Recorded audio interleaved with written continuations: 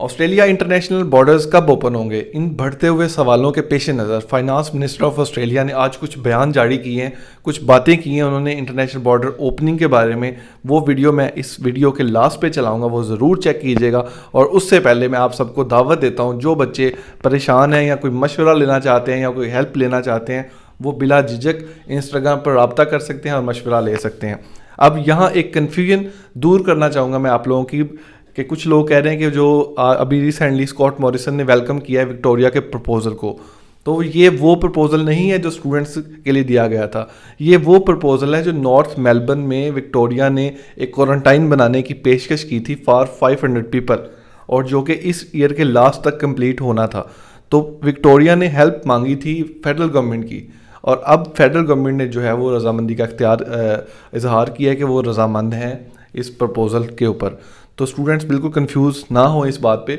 जो स्टूडेंट्स के लिए प्लान था वो 24 मई से स्टूडेंट जाने स्टार्ट होंगे विक्टोरिया में, और आई पर्सनली बिलीव कि 17 मई तक हमें पता चल जाएगा कि कब स्टूडेंट्स जाने आया वो एक्सेप्ट होगा या रिजेक्ट होगा।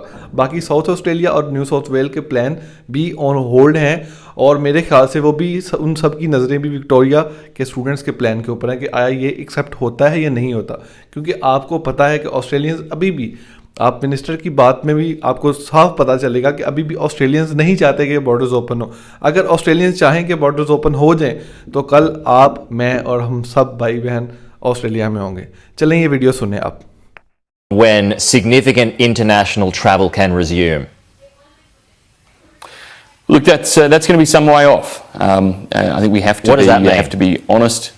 It means it's very hard to put a precise timeline or indicator on it because there's a range of factors again that will influence that. And we're dealing now in May of 2021 with arguably a more uncertain global environment in the management of COVID than we had a few months ago.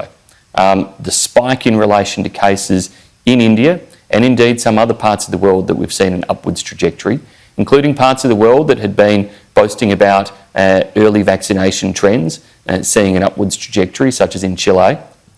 These create uncertainties. The uncertainties around aspects of the vaccine rollout, including the duration of effectiveness of vaccines, what it means in relation to other variants of COVID. They're all factors that we will have to take into consideration. We want to reopen Australia, and clearly for Australians, the faster people respond when they're eligible to get their vaccination, then the easier that will enable us to undertake assessments and to make decisions.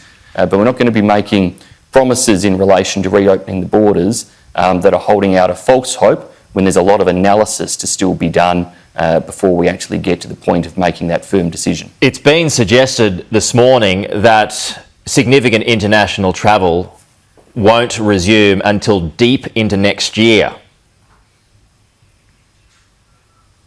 I think Australians would be surprised if it resumed at the end of this year, or frankly any earlier than that.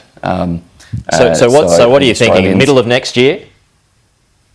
Look, I'm really not going to go into hypothetical situations when there's a lot of scientific advice, a lot of medical advice, a lot of expert analysis that will inform the decision of government when we get to that point of reopening borders. What I can say with absolute clarity is they're not reopening anytime soon, not when you look at the circumstances around the rest of the world at present, relative to the circumstances here in Australia. Australians do not want us to reopen borders and risk COVID entering into this country and risk the consequential loss of life, economic damage and loss of jobs across Australia.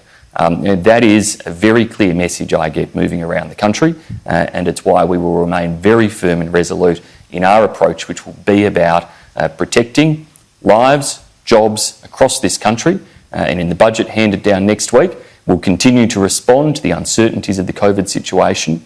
We'll invest in a range of ways to keep our economy strong as well as to keep people safe, while we also get on with the big tasks of modernising parts of our economy through the digital economy strategy, which the Prime Minister is talking about today, delivering the services Australians rely on in areas of aged care and disability services and elsewhere. And it's a big agenda,